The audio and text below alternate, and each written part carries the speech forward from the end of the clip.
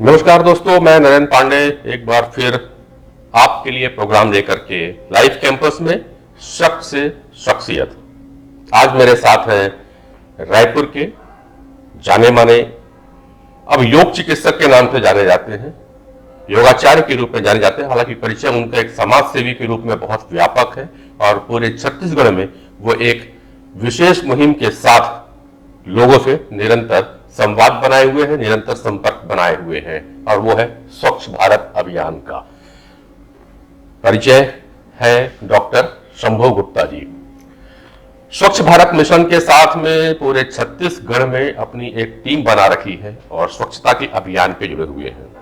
Doctor Shambhu यही रुके नहीं है, क्योंकि आज का जो प्रोग्राम है वह है शख्सियत का, अर्थात एक सामान्य व्यक्ति से खास बनने तक कुछ ना कुछ सफल इनका अभियान रहा होगा। सफलता के कई आयाम रहे होंगे तो कई बार इन्हें हताशाएं भी लगी होंगी, तब आज ये पूरे छत्तीसगढ़ में एक पहचान बना चुके हैं। तो सर्वप्रथम डॉक्टर शंभू गुप्ता जी, मैं आपका स्वागत करता, अभिनंदन करता हूं हमारे प्रोग्राम लाइव कैंपस में।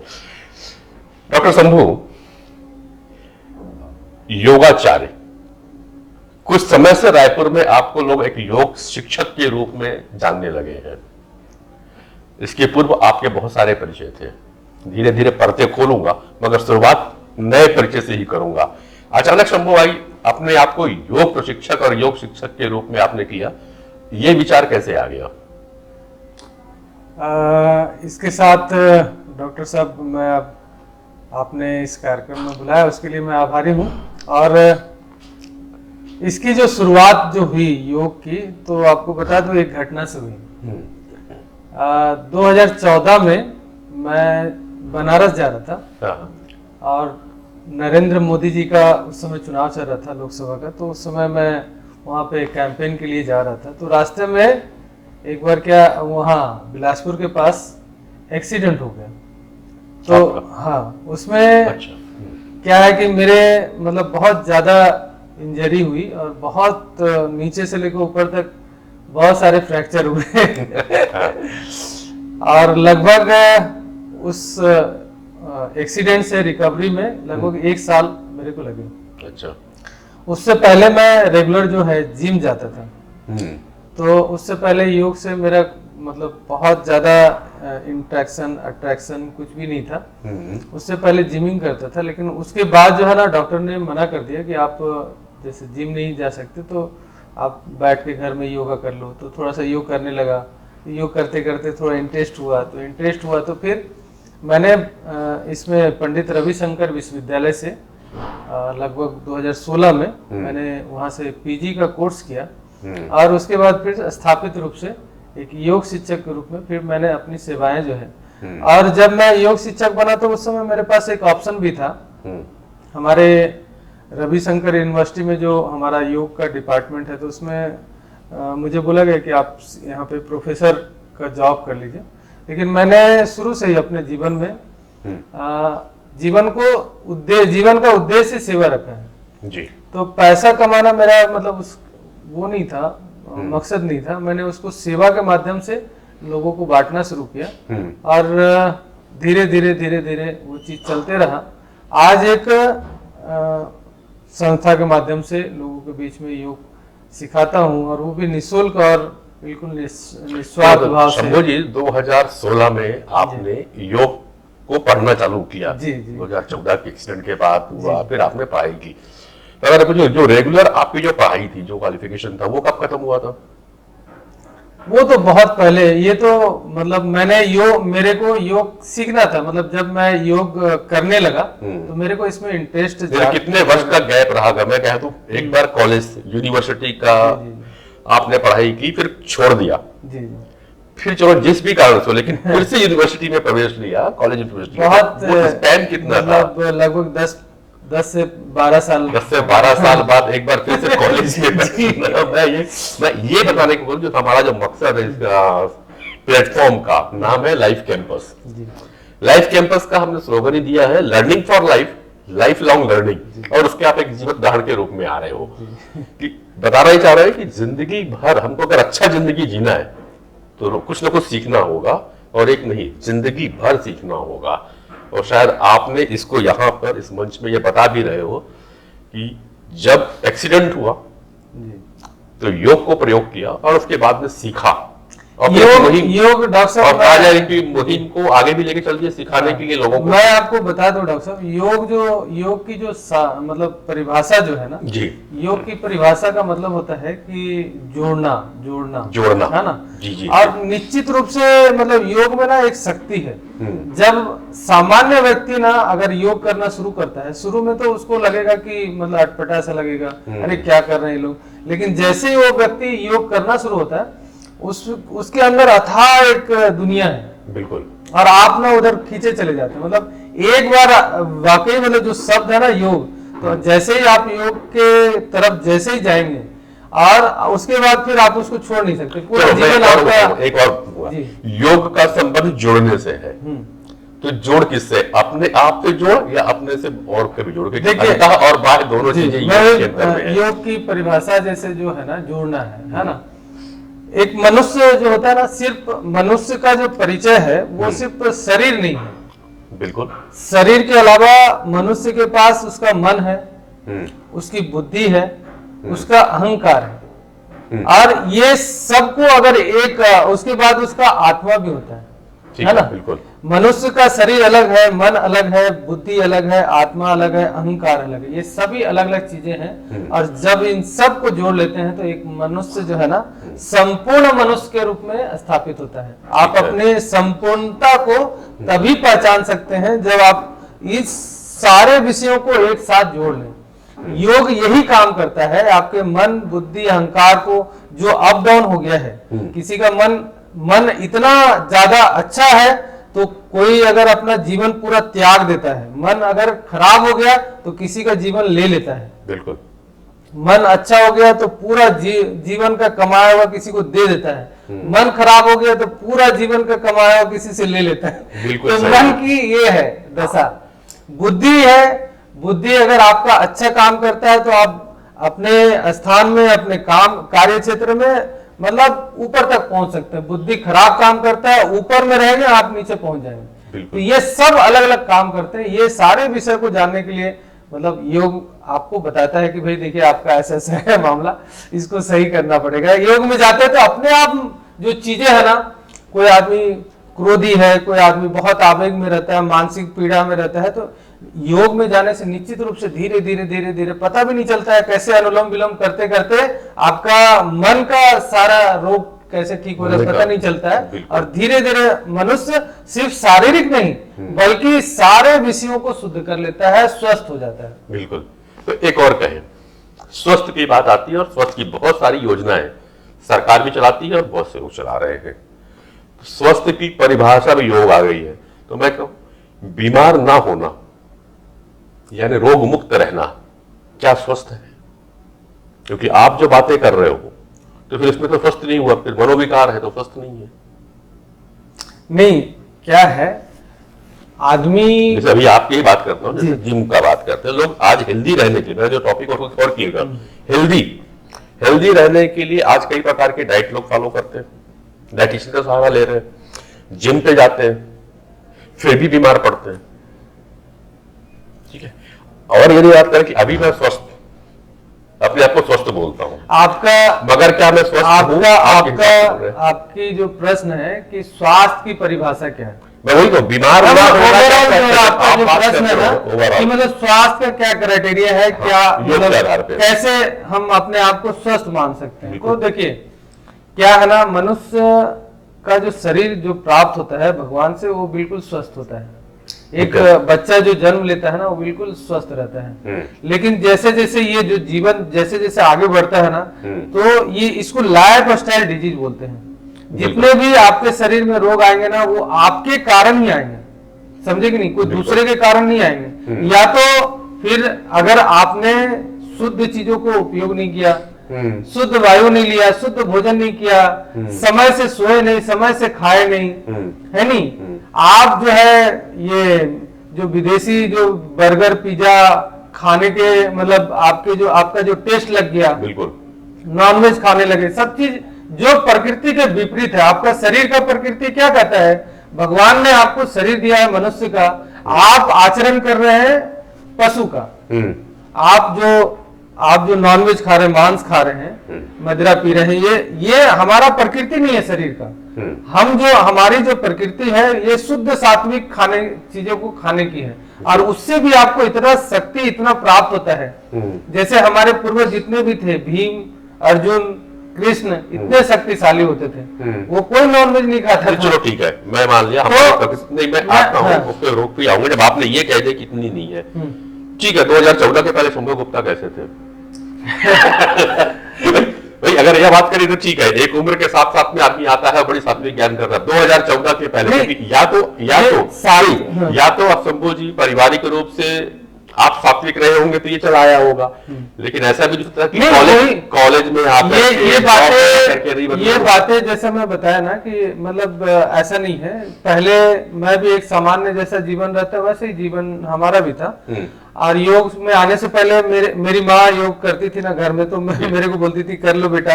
मैं बोलती थी माता जी रहने दो आप ही करो, ऐसा करके मेरे को लगता था पहले जो हमारा दृष्टिकोण, और मेरा भी नहीं, हर उस व्यक्ति का दृष्टिकोण। अभी जब से मोदी जी आए और मोदी जी ने योग को जैसे जैसे बढ़ाया तो लोगों के अंदर ये ज्ञान प्राप्त हुआ कि नहीं, योग करने से निरोग रह सकता है आदमी, योग करने से अपना स्वास्थ्य मन स्वस्थ रहता है। तो ये सब चीजें जो है ना, आप देखेंगे रामदेव बाबा जी ने बहुत अच्छा काम किया, श्री श्री रविशंकर जी ने बहुत अच्छा काम किया, जितने भी ये बड़े लोग हैं इन्होंने योग को लोगों के बीच में एक अच्छा जागरण का काम जो है ना उन्होंने किया है। चलो तो एक और फिर, अब आपने कहा मोदी जी ने आकर के लोगों में योग प्रचलित किया और लोगों को निरोग रहने की समझ दी। तो योगाचार्य से अगला है जो मैं जानना चाहता हूँ, भोगी, रोगी, भोगी और निरोगी, फिर योगी। थोड़ा सा इसको क्लेरिफाई कर दो योग से। देखिए क्या है ना, आज का जो समय है, मतलब ऐसा किसी की गलती नहीं बोल रहा हूं, लेकिन ये जो समय है ना भौतिकता का समय है। लोग ना भौतिक जीवन जीना चाहते हैं, भौतिकता की तरफ आकर्षित होते हैं। भौतिकता मनुष्य को आकर्षित करती है, ठीक है, और ये भौतिक चीजों के पीछे जाते हैं। उसके बाद ये सारे दिनचर्या जो आपका जो चलता है, खाना पीना, ये सब चीजें जो है ना, ये सारा भौतिक वातावरण का है। लेकिन जैसे योग की तरफ जाएंगे तो आप भोगी से योगी बनेंगे। यानी आप जो है ना इन चीजों को समझेंगे कि ये सब चीजें जो है ना हमारे लिए ठीक नहीं है। इन सब चीजों से ही रोग का कारण ही है। आपकी जो दिनचर्या, आपका जो लाइफ स्टाइल है ना, वही आपका रोग का कारण है। मान लिया मैंने, पर मैं तो ये बताओगे क्या सब आदमी आध्यात्मिक की ओर चल रहे थे? भौतिकता नहीं, आध्यात्मिकता कहने का मतलब, आध्यात्मिकता का मतलब ये नहीं है कि आप दिन भर बैठ के माला ये करो। आध्यात्मिकता का मतलब है कि आप आध्यात्मिक तरीके से जीवन को जीना। इसका मतलब ये नहीं कि आप एंजॉय नहीं कर सकते, आप खा नहीं सकते, लेकिन हाँ वही चीज खाओ जो चीज रिकमेंडेड है आपके शरीर के लिए, जो चीज रिकमेंडेड है आपके स्वास्थ्य के लिए। आप ऐसा जीवन को जी के क्या करेंगे कि जिसको करते करते आप कैंसर के दरवाजे पर पहुंच जाए, आप लकवा के दरवाजे पर पहुंच जाए, आपके शरीर में ऐसा कोई बीमारी हो जाए जिसका कोई निदान आज के डेट में नहीं है। तो ऐसे जीवन ना आए, इसके लिए मैं बोल रहा हूं कि आप जो है ना भोग से योग की तरफ आओ। जैसे ही आप भोग से योग की तरफ आएंगे, आप लाइफ को ज्यादा एंजॉय कर सकते हैं। ऐसा नहीं है कि आप लाइफ का एंजॉयमेंट खत्म हो जाएगा। एंजॉय का मतलब क्या होता है, आज के डेट में एक नया युवा जो रहेगा, युवा पीढ़ी जो रहेगा, उसके लिए ये मतलब एंजॉय का मतलब होता है रात में दारू पीना, डांस करना, ये एंजॉय है। लेकिन अगर आप उसी को मंदिर में जाके डांस करो, भगवान के लिए डांस करो, कीर्तन के रूप में डांस करो। आज इस्कॉन मंदिर में देखिए इतने सारे युवा जुड़े हैं, इतने सारे विदेशी लोग जुड़े हैं जो कि भौतिकता का सबसे बड़ा सर्टिफिकेट लेके घूमते थे। बिल्कुल बिल्कुल। लेकिन आज वो, क्योंकि हमारे आध्यात्मिकता में इतना पावर है कि वो जो वास्तविक इंजॉय जो होता है ना, जीवन का जो वास्तविक इंजॉय जो बोलते हैं, वो आपको कब पता चलेगा, जब आप योग और अध्यात्म की तरफ आएंगे। बिल्कुल। चलो शंभू जी, अच्छी बात है। कहते हैं ज्ञान दो प्रकार से ही आता है अपने पास में, एक ऊपर से ज्ञान आ जाए और दूसरा जब ठोकर लगे तो लगे जी। तो एक बात तो आपने बता दी कि आप एक्सीडेंट हुआ तो योग की तरफ आ गए थे आप, और क्या ठोकर लगी जीवन में? जी जी। जो 10 साल पहले जब पढ़ाई करके निकले तो उसके बीच में कुछ ऐसी ठोकरें झूठी होंगी जो याद आती है, जिससे कि हाँ हमको लगा कि नहीं यार अपने को जीवन शैली में बदलाव करने की आवश्यकता क्या है ना डॉक्टर साहब, जीवन में उतार चढ़ाव तो आते रहते हैं, है ना। और चूंकि मैं राजनीतिक क्षेत्र में भी काम करता हूँ और हमारा छत्तीसगढ़ में स्वच्छता अभियान जो चलता है, जैसा आपने शुरू में परिचय बताया, तो स्वच्छता अभियान के नाते प्रदेश का हेड हूँ, स्टेट हेड हूँ, संयोजक हूँ इसमें। तो लगातार अच्छा होते रहा है मेरे साथ, मतलब बहुत कम समय में बहुत बड़ी उपलब्धि मैं मानता हूँ कि इतने बड़े पोस्ट में मैं पहुंच गया। और अगर देखा जाए ना, अप डाउन लगे रहते हैं कभी, लेकिन कभी मैंने अपने मन को, अपने मन से, विचारों से, जब से योग में आया ना, तो सारी चिंताओं को ना मैं अपने मतलब बाहर छोड़ देता हूँ। मैं वही तो जानना चाह रहा था, पर आपने जो बताया मैं अपने दर्शकों को और क्लियर कर दूं। डॉक्टर शंभू गुप्ता जी जो है नरेंद्र मोदी जी का, जो हमारे प्रधानमंत्री हैं, उसके एक महत्वाकांक्षी योजना है प्रचार प्रसार की, वह है स्वच्छ भारत मिशन। आप उसके छत्तीसगढ़ के प्रदेश संयोजक हैं और पूरे छत्तीसगढ़ में आपके मार्गदर्शन पे ही स्वच्छ भारत और सबसे छत्तीसगढ़ का कॉन्सेप्ट चल रहा है। उसमें बहुत से लोग जुड़े हुए हैं निरंतर स्वच्छता का। इसके बारे में नरेंद्र जी मैं 1 मिनट बताना चाहूंगा कि 2014 में नरेंद्र मोदी जी ने इस योजना को लाल किले से घोषणा किया, तो उसके बाद जो है ना पूरे देश में और प्रदेश में टीम बनी। तो पहले टीम में मेरे को आने का मतलब सौभाग्य प्राप्त हुआ और सबसे पहले मैं एक साधारण प्रदेश के सदस्य के रूप में आया।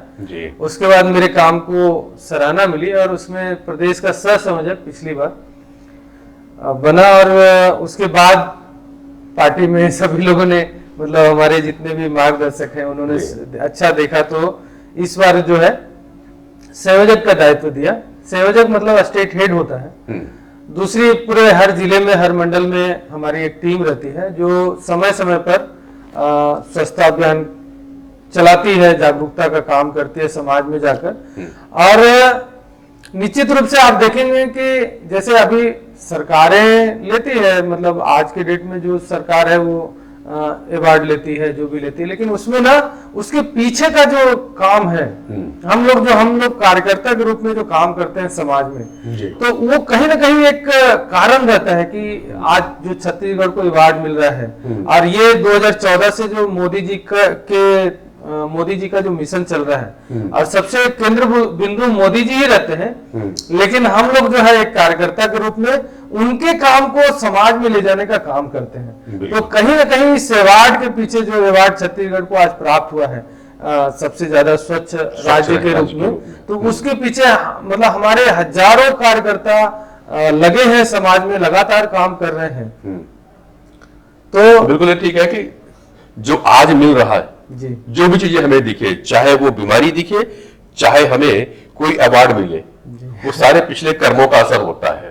तो आज अगर छत्तीसगढ़ राज्य को स्वच्छ भारत की, स्वच्छता का अभियान का एक प्रदेश में अवार्ड मिला है, छत्तीसगढ़ एक अच्छा स्वच्छ प्रदेश के रूप में उभर के सामने आया और अवार्ड लिया है, उसके पीछे स्वच्छ भारत मिशन से जुड़े हुए काफी लोगों का योगदान रहा है और कई वर्षों से काम चला है, तब जाकर के छत्तीसगढ़ इस अवार्ड को ले पाने में हुआ। मैं आपको अपने सारे दर्शकों की टीम से, अपनी टीम की तरफ से बधाई देता हूं और आपके सभी मंडल के कार्यकर्ताओं को, सारे कार्यकर्ताओं को, और आपके जितने भी मार्गदर्शक हैं, सीनियर हैं, सभी को, छत्तीसगढ़ राज्य को जो ये अवार्ड मिला है उसके लिए बधाई के पात्र होते हैं।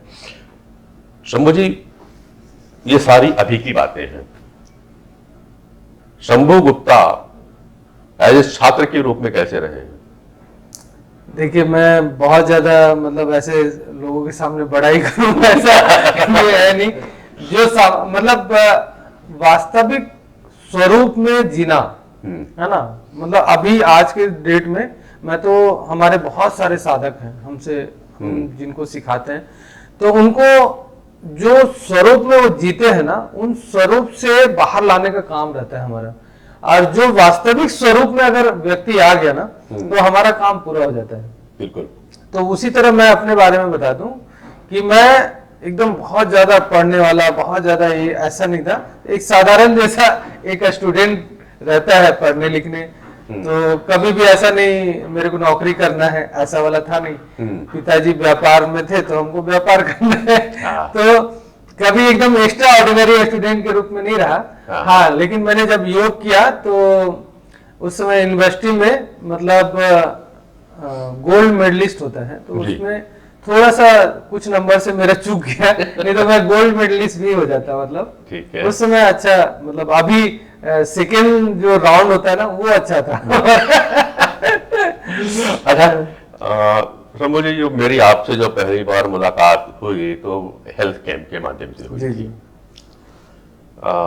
ये जो हेल्थ कैंप से जुड़ाव कैसे हुआ आपका?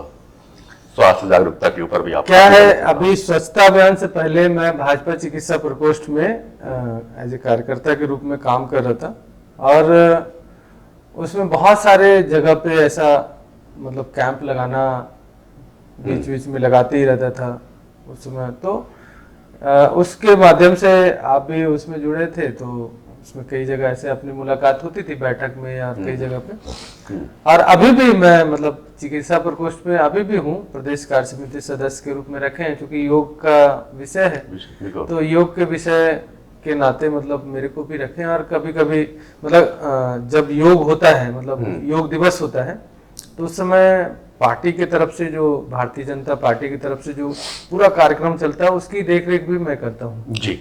और इस बार भी जो छत्तीसगढ़ में जितने भी कार्यक्रम हुए तो उसमें मतलब प्रदेश में सह प्रभारी के रूप में मैं था। शंभू जी, आपके बहुत सारी चीजें आप लगातार समाज सेवा में कर रहे हैं और निःशुल्क है, अभी भी आपकी योग की कई क्लासेस चलती हैं, वो निःशुल्क चलती हैं। शंभू जी की जितनी भी क्लासेस हैं योग की, जो भी इंटरेस्टेड लोग होंगे ज्वाइन कर सकते बिल्कुल हैं। निःशुल्क है। आप सभी से आग्रह करूंगा कि हमारा रायपुर में एक ऑक्सीजोन गार्डन में और फाफाडी क्षेत्र में जो भी दर्शक हमारे रहते हैं और योग सीखना चाहते हैं, बिल्कुल निःशुल्क है। 1 रुपया नहीं देना है आपको, सिर्फ सुबह उठ के और हमारी कक्षा में आना है। और आपको कितना भी बड़ा बीमारी हो, रोग हो, मानसिक हो, शारीरिक हो, मैं निश्चित रूप से आपको इतना आश्वासन देता हूं, मैं नहीं बल्कि योग का आश्वासन है कि आप बिल्कुल ठीक हो जाएंगे। हमारे कई ऐसे साधक जो रहे, इनको बहुत बड़ी बड़ी बीमारी लेके आते हैं। जैसे अभी कुछ दिन पहले और अनिद्रा 4 महीने से एक महिला जो है सोई नहीं थी, 4 महीने से टैबलेट खाने के बाद भी नींद नहीं आता था, ऐसा था स्थिति। और आज मतलब वो बीमारी पूरी तरह से ठीक हो गई। कई ऐसे साधक हैं जो हेल्थ इश्यू को लेके आते हैं, तो उनका निश्चित रूप से, ये मेरी गारंटी नहीं है, शंभू गुप्ता आपने जो बात कही अब मेरे को लग गया कि गारंटी बहुत कम है। हर लोग ये कहते हैं कि मैं ठीक कर दूंगा। हाँ, नहीं, ये मेरी अब साधना समझ में आ रही है। ये मेरी कोई गारंटी नहीं है ना, मैं योग की गारंटी करता हूँ। ये जो है ना डॉक्टर पतंजलि की गारंटी है।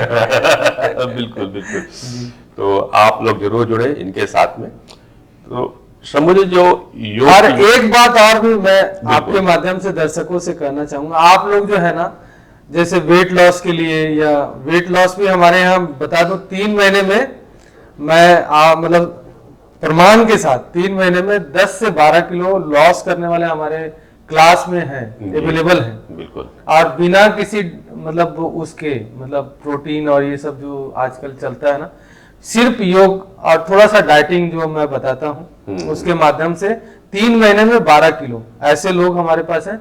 2-3 किलो वाले तो बहुत हैं, उनका तो नाम याद नहीं। 12 किलो वाले कम है, 10 किलो 12 किलो वाले बहुत मतलब कम है 3 महीने में, लेकिन इतना भी किए हैं जी। और जितने भी आपके रोग होंगे, अभी एक महिला जो थी वो दूर की है, तो अभी आई थी तो मतलब उनके ब्रेस्ट में गांठ हो गया था, एम्स में उन्होंने चेकअप कराया और यहाँ पर एक संजीवनी कैंसर हॉस्पिटल है, वहां पर भी चेकअप कराया। उन्होंने बोला कि इसको ऑपरेशन करके निकालना पड़ेगा। मैंने उनको सिंपल कुछ चीजें बताई, योग प्राणायाम बताया। आज उनका मतलब जो है ना ब्रेस्ट का गांठ चला गया और वो मतलब अभी इतनी खुश है कि चलो मेरा ऑपरेशन तो मतलब नहीं हुआ है कि नहीं। बिल्कुल। तो वैदिक योग और वैदिक साइंस में इतनी क्षमता तो है, बस इसकी सत्यता सब जानते हैं जी। मगर क्या ना, मॉडर्न समय है, टेक्नोलॉजी का जमाना है, लोग तथ्य के रूप में मांगते हैं। तो अपने ही बीच में एक मित्र भी हैं, डॉक्टर अनिल गुप्ता, जिन्होंने पॉजिटिव हेल्थ जो उनके नाम से रायपुर में अपने एक संस्थान खोल के रखा हुआ है। तो उनके यहाँ पे कुछ मशीनें भी आई हुई हैं जिसपे जो भी अपन वैदिक की बातें कर रहे हैं कि नाड़ियां होती हैं, चक्र होते हैं, पर दिखते नहीं है लोगों को। उनके यहाँ कुछ मशीनें हैं जिनसे वो पूरे चक्र को और चक्र के अंदर में एनर्जी अलाइनमेंट सही नहीं है वो निकल जाती है। साथ ही साथ में नाड़ी विज्ञान हमारा पुराना है, क्योंकि जितनी भी आप योग करा निश्चित रूप से कहीं ना कहीं उसमें वात पित्त कफ का रोल रहता है, उसी के हिसाब से आप आसन बताते हो, प्राणायाम बताते हो। उसकी भी तथ्यात्मक रूप से वो रिपोर्ट निकाल रहे हैं कि आपका वात पित्त कफ में से क्या बैलेंस नहीं है, कहाँ डिस्टर्बेंस है, कौन सा दोष बढ़ गया है, ये भी निकल जाती है। उसके हिसाब से भी लोग अपनी डाइट को मेंटेन कर लेते हैं। तो जिस प्रकृति की बात की, प्रकृति शरीर की जो प्रकृति है उसके हिसाब से खान पान योग ये सारी चीजें जो हैं डॉक्टर अनिल गुप्ता के पॉजिटिव हेल्थ जोन में भी चालू हुआ है और काफी लोग को फायदा मिल रहा है। तो सत्य के साथ तथ्य का भी एक समागम होना चालू हुआ है। तो जो दर्शक चाहेंगे इस चीज को जानना, जिस प्रकार के एक डॉक्टर जो हमारा मॉडर्न मेडिसिन का है, एमबीबीएस है, एमएस है, वो क्लिनिकली आपको बताता है कि आपको इस बॉडी में ये प्रॉब्लम है, लेकिन उसकी बात की सत्यता को देखने के लिए तथ्यात्मक रूप से पैथोलॉजी के पास जाना पड़ता है, एक्सरे के पास जाना पड़ता है डायग्नोस्टिक को कंफर्म करने के लिए। तो वैसे यहाँ भी है। तो जिन किसी को इच्छुक होगा तो आप पॉजिटिव हेल्थ जोन का भी कर सकते हैं। बिल्कुल। और आपको उनका एड्रेस जो होगा, कॉन्टेक्ट नंबर है, मैं लिंक पे दे दूंगा, आप उस पर संपर्क कर सकते हैं। आप कुछ बोल रहे थे। मैं डॉक्टर अनिल गुप्ता सर के बारे में बताना चाहूंगा। बहुत ही अच्छा एक क्या होता है ना कि हमारे पास जो साइंस था, हमारे पास जो टेक्नोलॉजी थी, वो नष्ट होने का कारण जो है ना ऐसा था क्योंकि हमने ना कुछ एडवांसमेंट जो होता है ना समय समय पे उसको अपनाया नहीं। जैसे रिसर्च क्या है, एक एडवांसमेंट है जी, और तथ्यों को एक साथ रखना। जैसे किसी पेशेंट को अगर ठीक हुआ है तो जैसे मैंने अभी जो जो चीजें बताया, आप तब तक नहीं मानेंगे जब तक वो डॉक्यूमेंटेड ना हो। राइट ना, उसी में हम फेल रहे हैं। हम नहीं, उसका वो चीजें, उन चीजों की जरूरत कब आई जब विदेशी लोग आए, आक्रमण किए और हमारे तथ्य भी थे उसको जला के नष्ट कर दिए। बिल्कुल, है ना, क्योंकि हमारे पास ऐसा नहीं तथ्य नहीं था, हमारे पास इतनी सारी किताबें थी कि 6 महीना साल भर तो वो अपना नालंदा जलते रहे। तो वो सारे जो जलने वाले चीज क्या था, तथ्य ही था, किताबें थी, हमारा ज्ञान था। उन्होंने नष्ट करना चाहा लेकिन नष्ट हुआ नहीं है। अभी फिर से वो जागृत हो रहा है। और ये जो आपने बताया कि डॉक्टर अनिल गुप्ता सर का, ये निश्चित रूप से जो लोग अपने ऊपर जो है ना उंगली उठाते हैं कि भाई ये योग से कैसे ठीक हो जाएगा, तो आप इस चीज को प्रमाणिक रूप से दिखा सकते हैं कि भाई ये तरीका है, ये मशीन है, ये चीजें हैं, ये ऐसे ठीक होता है। तो इसमें सबसे बड़ी बात है, अगर आप मेरे से बोलेंगे ना कि मतलब वेट लॉस तो हो जाएगा लेकिन कैसे होगा तो वो चीजें मैं नहीं बता सकता। कैसे होता है इतना जानता हूँ। ये मतलब ये बीमारी ठीक होता है, इस आसन से होता है, इस प्राणायाम से होता है, ये बता सकता हूँ। लेकिन अगर आप बोलेंगे इसका डॉक्यूमेंट बनाओ, तो डॉक्यूमेंट मतलब अगर मेरे पास कुछ भी नहीं है, वो डॉक्टर पतंजलि के पास है। हाँ, तो वो अभी जो वर्तमान में ग्रेजुअली कैसे कैसे फायदा मिल रहा है, या कहाँ पे, जैसे नाड़ी में ब्लॉकेज था तो वो कहाँ पे है और कौन सा अंग प्रभावित हो रहा है, ये अगर जानना है आगे आप डॉक्टर अनिल से संपर्क कर सकते हैं। खैर लोग पूछेंगे, मैं फिर से बात करूंगा आपकी। जितनी भी निःशुल्क चीजें बेहतर रहेगी, जितनी भी निःशुल्कता जब होती है, जब सेवा भाव आता है, तो हर के पीछे में कुछ उद्देश्य होता है। शंभू गुप्ता जी भी राजनीतिक जुड़े हुए हैं, अगली महत्वाकांक्षा चुनाव लड़ने की है। नहीं, क्या है कि जैसे आपको एक उदाहरण के रूप में समझाता हूं कि आप ना घर में आप व्यवसाय करते हैं, ठीक है, और उसके बाद ना आप जाते हैं मंदिर में, और मंदिर में आप सेवा करते हैं, ठीक है। तो यहाँ पर आप व्यवसायी हैं और वहां पर आप सेवक हैं, ठीक है। उसी तरह मैं जब राजनीति करता हूं तो राजनीतिज्ञ हूं, और जब सेवा करता हूं तो एक सेवक हूं। राजनीति में जब हूं तो राजनीतिक इच्छा होती है, जो भी इच्छाएं एक कार्यकर्ता के रूप में रहती है, आगे बढ़ने की सबकी रहती है, चुनाव लड़ने की सबकी रहती है, वहां पर राजनीतिक इच्छा है। लेकिन जहां पर समाज की सेवा में जाता हूं तो वहां पर बिल्कुल हमारा ध्येय, हमारा मन बिल्कुल सेवा का रहता है। उससे मैं कुछ प्राप्त करूं ऐसा मन में तनिक भी नहीं आता है, क्योंकि योग ने ही इस बात को सिखाया कि अगर आप इच्छाओं के साथ जीते हैं तो आपको तकलीफ होने वाली है। इच्छाओं को जैसे ही त्याग देंगे तो आप ज्यादा सुखी रह सकते हैं। बिल्कुल। तो एक और बात मैं आपसे पूछी, जब आप योग और कहते इच्छाओं को त्याग देता है, क्योंकि योगाचार्य बात आपसे दूसरे विषय बात करना चाह रहा था, पर तो बात इसी पे चलेगी और हमारा विषय भी इसी होगा, क्योंकि बाकी चीजें तो किताबें बहुत लिखी है। सबसे बड़ी बात शंभू भाई यही है कि ये चीजें स्कूल और कॉलेज में नहीं पढ़ाई जाती हैं।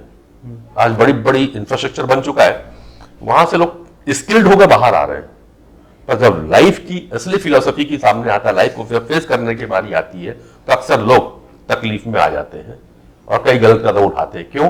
क्योंकि लाइफ की जो एक्चुअल फिलोसफी है वो उनको बताई नहीं जाती है, जो शायद योग में है। तो इसीलिए हमने ये मंच भी तैयार किया कि यहाँ आप जैसे लोग आए और बैठ करके इस चीज को शेयर करें।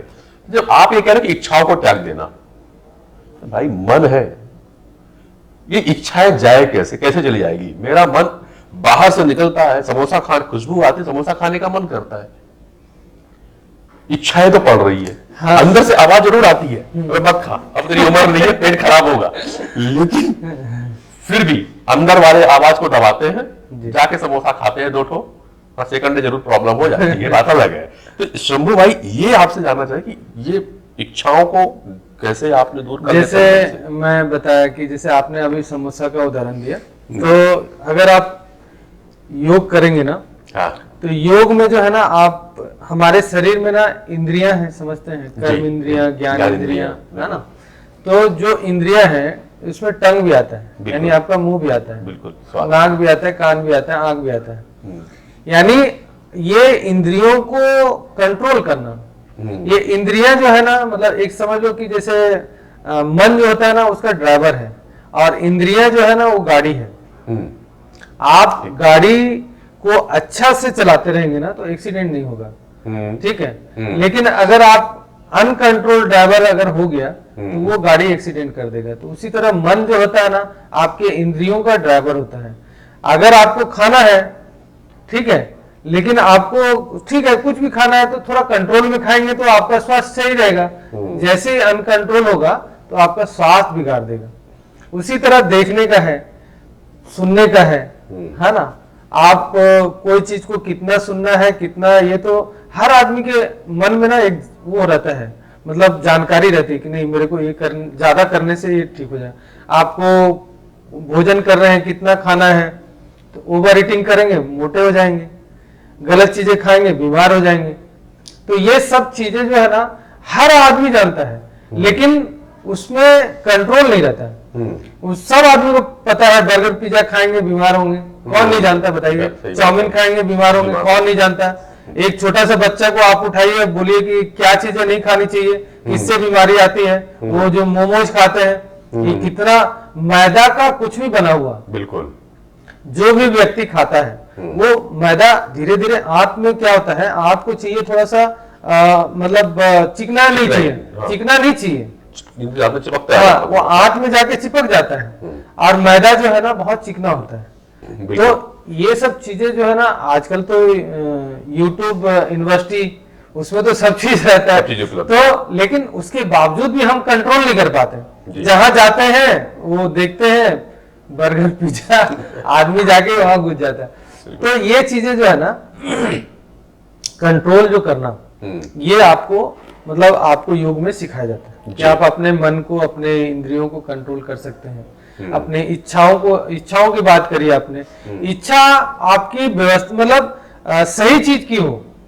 इच्छा जैसे आपने बोला ना कि राजनीतिक क्षेत्र में है तो आपकी इच्छा होगी, राजनीतिक क्षेत्र में है तो वो इच्छा भी है और दृढ़ इच्छा है और करके रहेंगे, ऐसी भी इच्छा है, उस क्षेत्र में काम भी करेंगे, लेकिन गलत इच्छा नहीं रखना चाहिए। मतलब आप सही वे में जाइए, सही रास्ते में जाइए, उस रास्ते में चलिए जो आपका मतलब ये है कि एम है कि आपको इस जगह पे जाना है, तो सही रास्ते में चलिए, आध्यात्मिक तरीके से चलिए, तो आपका जीवन अच्छा रहेगा।